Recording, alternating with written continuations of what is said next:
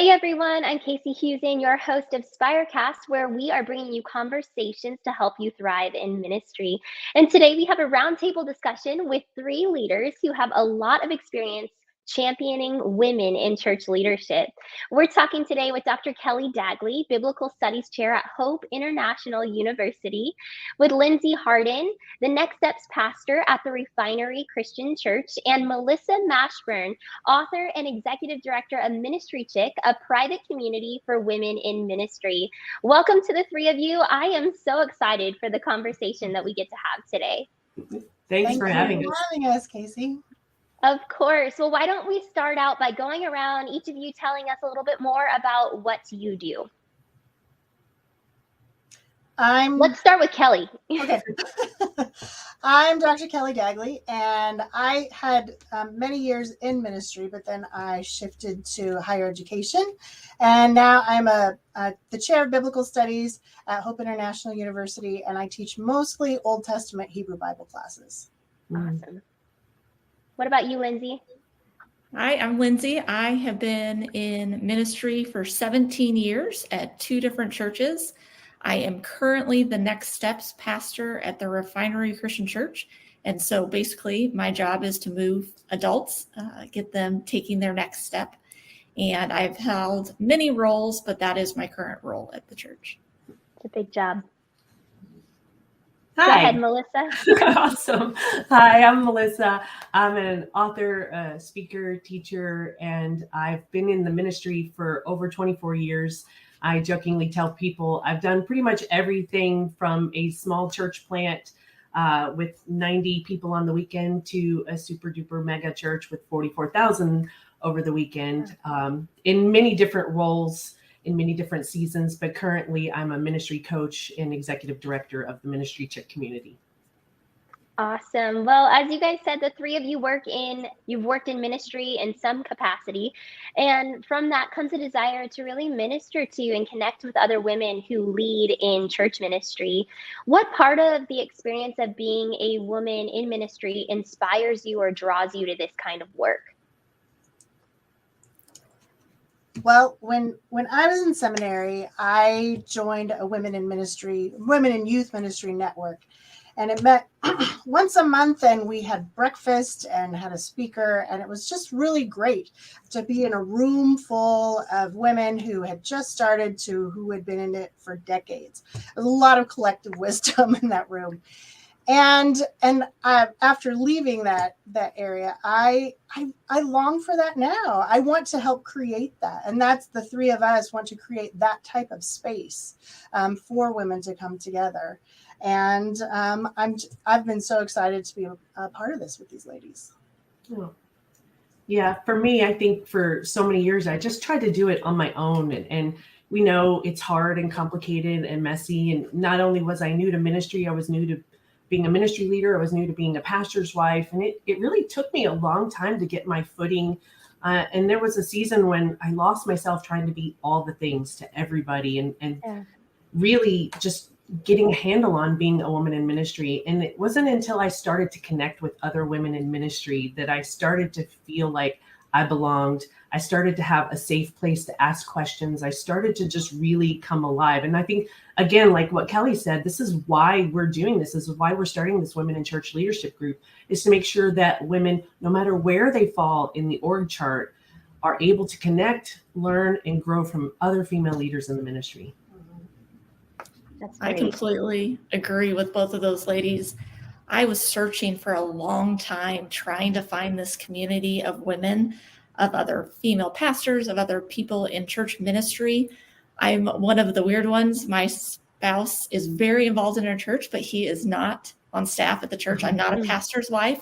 This is my calling that God has given me. And so I didn't fit into any real role. I didn't fit the norms. And so as I was struggling or walking through something, I didn't have those people that I could reach out to, that I could ask, how do you handle this? That I could be real and honest with.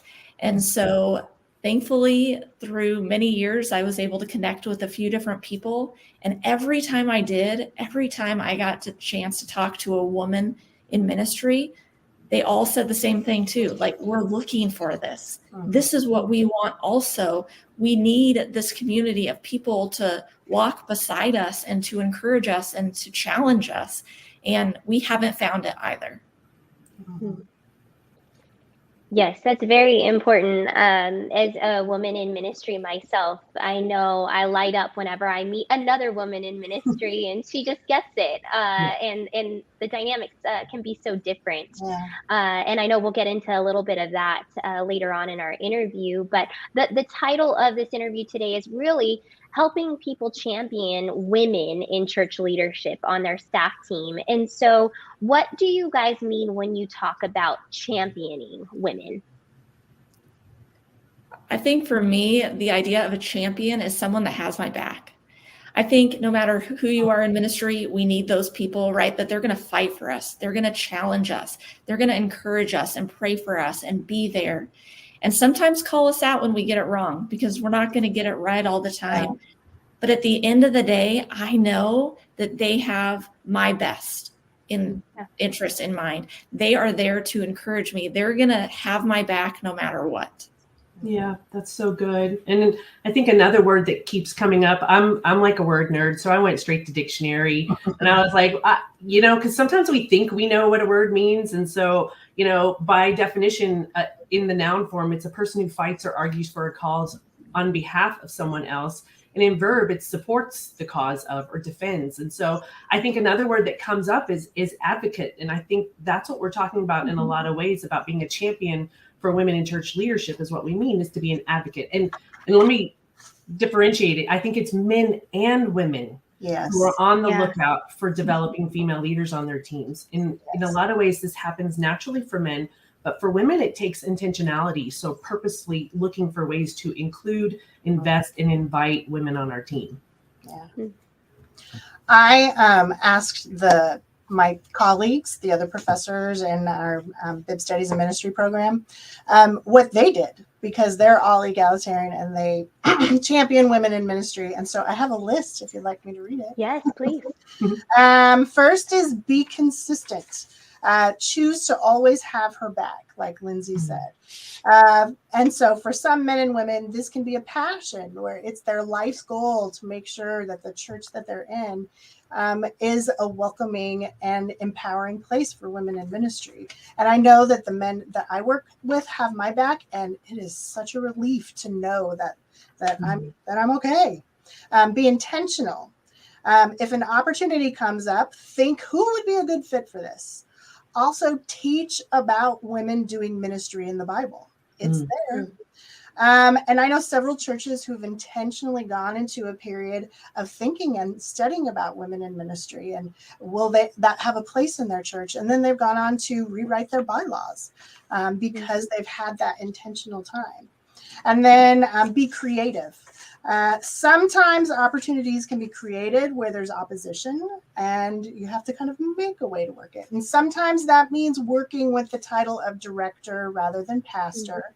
And not optimal, but that experience you get when you work as a director, that can take you to another place where you're a pastor later on. That experience is what's really important there. And then be affirming. Model how to speak well of women on your staff, of the women leading.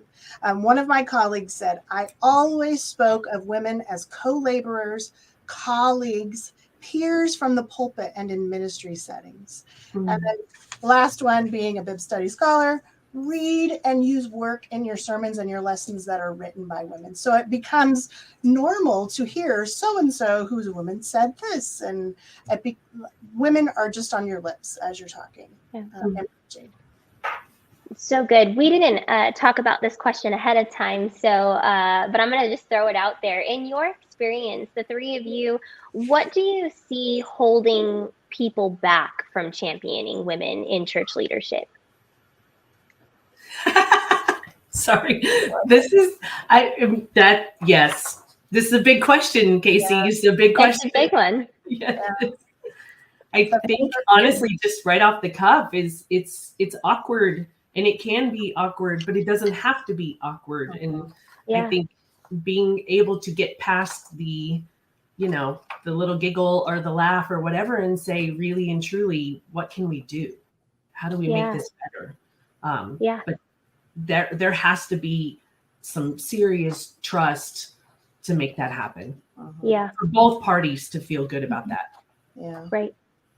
I think fear of rocking the boat. That's a good one. Not wanting to make waves. Yeah, I agree with the fear. I think it's two ways. Where do we stand? Where does our church, where does our organization stand? I don't know. So I'm going to rock the boat. But also the fear, we've created this culture where it's almost like men and women cannot be in the same room together, because then people are going to think things. And instead of allowing men and women to work together and to champion each other, we've created all these safeguards that have almost pushed us. We're afraid to step out. We're afraid to engage and champion a woman because someone might think the wrong thing by doing that. Yeah. We can be friends with men. Yeah. It's normal. It can be done. Some of my colleagues are some of my best friends. My male colleagues and my female colleagues. Yes, of course. Thank you for sharing some of those things. I imagine there are some people who will resonate with those, and the hope, again, is that we're creating conversations here that help people thrive in ministry. So I appreciate you guys sharing some of what you see that holds people back from championing women in ministry. The next question, what do you see are some of the most important needs for women to feel supported in their leadership? I would say consistency and clarity. We have people that are going to watch this from all different backgrounds, church theologies, different ideas, and that's okay. But wherever you're at, wherever the church is at, the organization, being clear and consistent. Don't have your written and unwritten rules. If you say one thing about women, follow through on that. Are you reflecting that in the way that you operate? Do you treat men and women different? Do you care more about the position and the right person, or do you care more about the gender? Be consistent and clear in what you believe and what you say. That to me is one of the most kind things you can do. Yeah. Great. For me, it can be lonely being a woman in church leadership. It can be very lonely. I remember I moved cross country once to work at a church that I didn't know anybody at. And the same week that I moved there, a new worship pastor moved there as well. And he was single, and he would come to staff meetings and talk about how all these people invited him over for dinner, and he was meeting so many people. Nobody invited me over for dinner. Nobody. We moved there the same week. And I think that church just didn't know what to do with me. And so it was a very lonely time in my life. And I would have loved to have had a group like this, a group of ladies to be able to talk through that and be able to help me troubleshoot how to make friends in a place where I knew no one. It was a very hard time in my life. Yeah. And I think Lindsey's right on. Mean what you say what you mean, be clear. That's super, super helpful, because quite honestly, I think a lot of times it's pretty gray, and it makes it hard to know there's a moving target, and nobody knows what the win is when there's a moving target. But I was also even thinking about some ways, because my whole thing is I don't want to just talk about like that kind of stuff also, but I also want to give some like practical input, like things that would help me feel supported as a female leader. And I think sometimes it's just easy. It's easier than we make it out to be. And the big thing is just to get started. So I would say bring 2 or more people to lunch instead of just having lunch with one of the guys on your staff team. Why not invite a few leaders, men and women, to those meetings and to lunch? Be intentional about including women in the meetings where the decisions are made. And then also take it a step further, make sure you're actually getting their input during those meetings, like not just inviting them to the table, but giving them a seat to speak at the table. Invest in the leadership development opportunities like coaching and conferences. Yes, even pre-conferences for your female leaders, especially the emerging leaders on your team.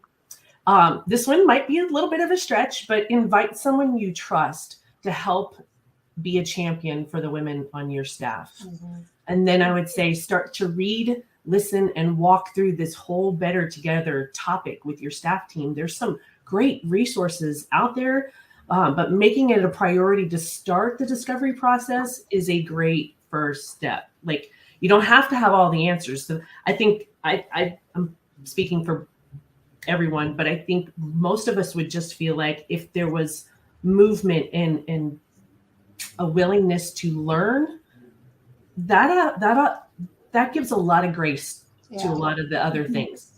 Yeah. Yes, for sure. And again, as a ministry leader myself, I have served alongside many different women at various levels in our organization.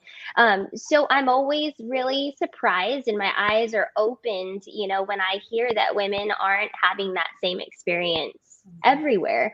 It saddens me a bit. I know there's a lot of work to still be done in that space, but you guys are really championing one side of this important coin where you're helping women grow their confidence in their leadership and to do what they can to advance in their leadership wherever God has placed them. Then obviously the other side of that coin is working with leaders outside of that all-female room to really say, how do we move this ball forward? How do we get comfortable with allowing her to use her gifts in these different areas of leadership?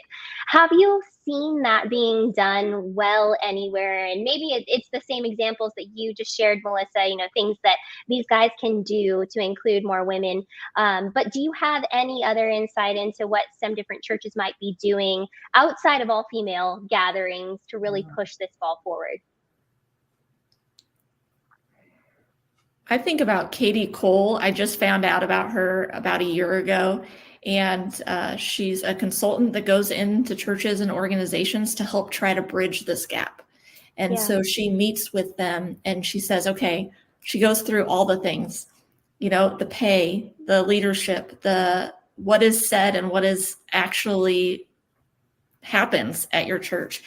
And is that impartial person that's able to ask questions with everybody on staff and get a really good baseline of what's going on. Because I think sometimes, or more often than not, churches have the best interests at heart, but they don't even realize sometimes that there's such a divide. And so this impartial person being able to come in and speak into this and give very real, practical ways of helping to bridge this gap is huge. Yeah. Unconscious bias. I mean, the three of us have talked about that often.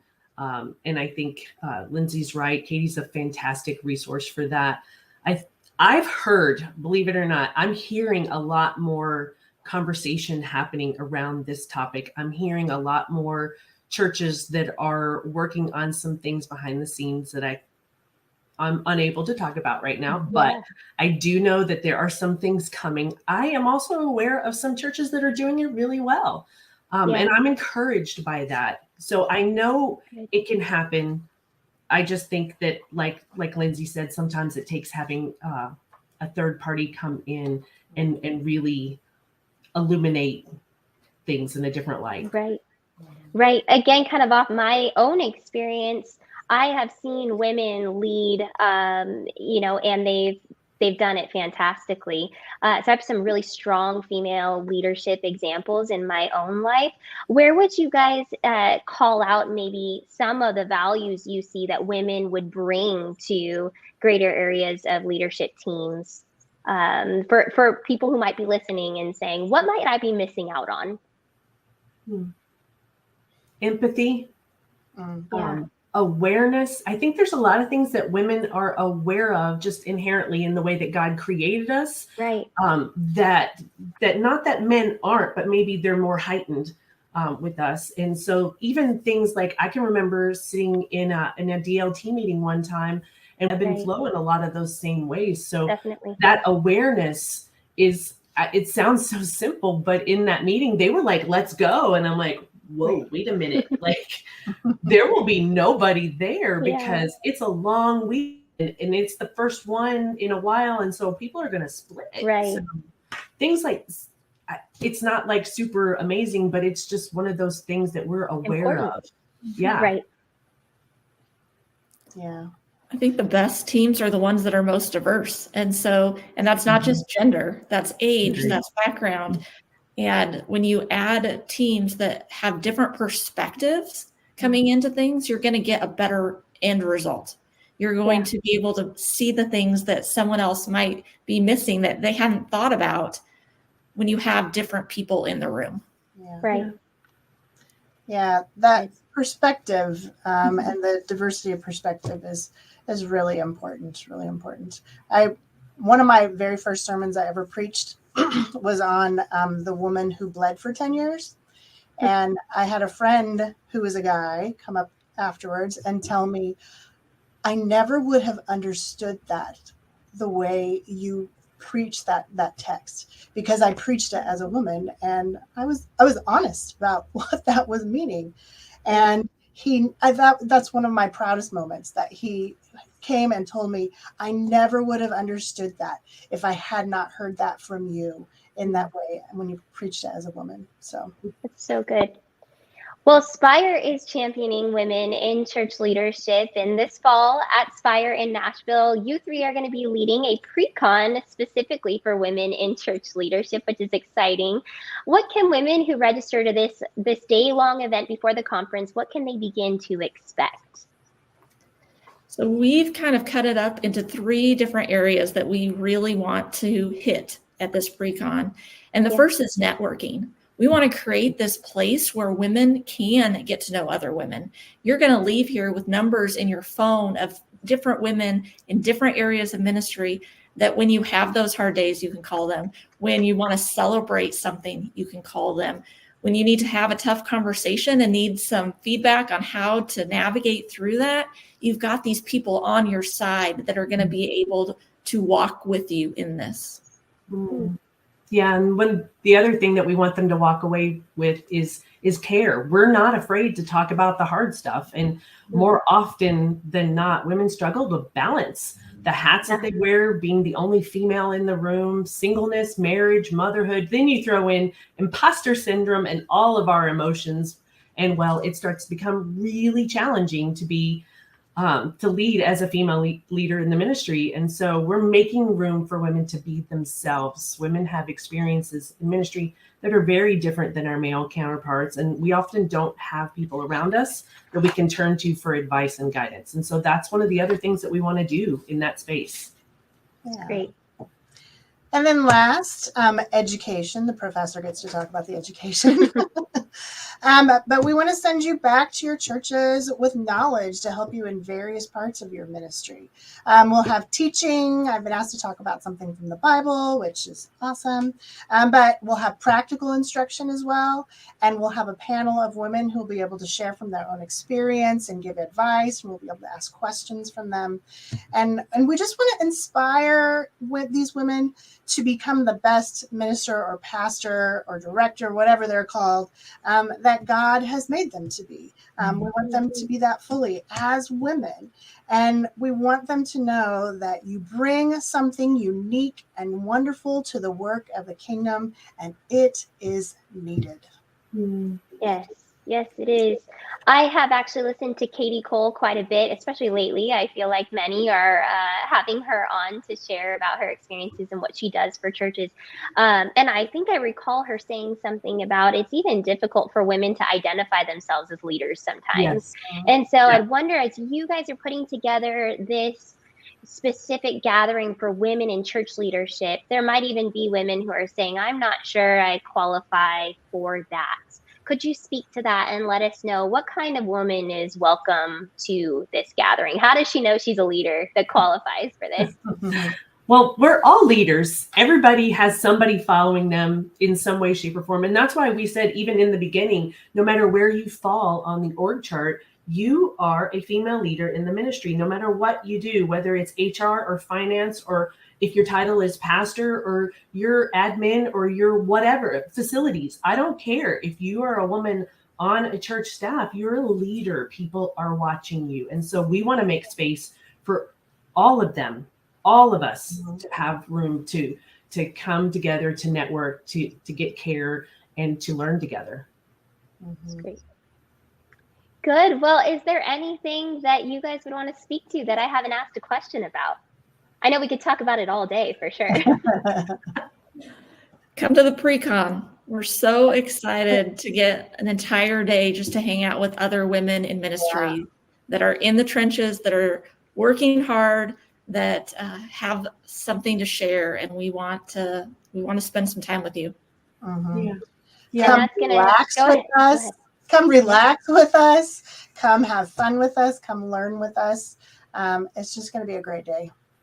Well, and I would also say we're doing the pre-con for women only, but the breakouts during Spire, the Women in Church Leadership, will be for men and women. So guys, if you're watching this, we want you to be a part of this conversation. We are inviting you to join us at the breakout, but the pre-con is for women only.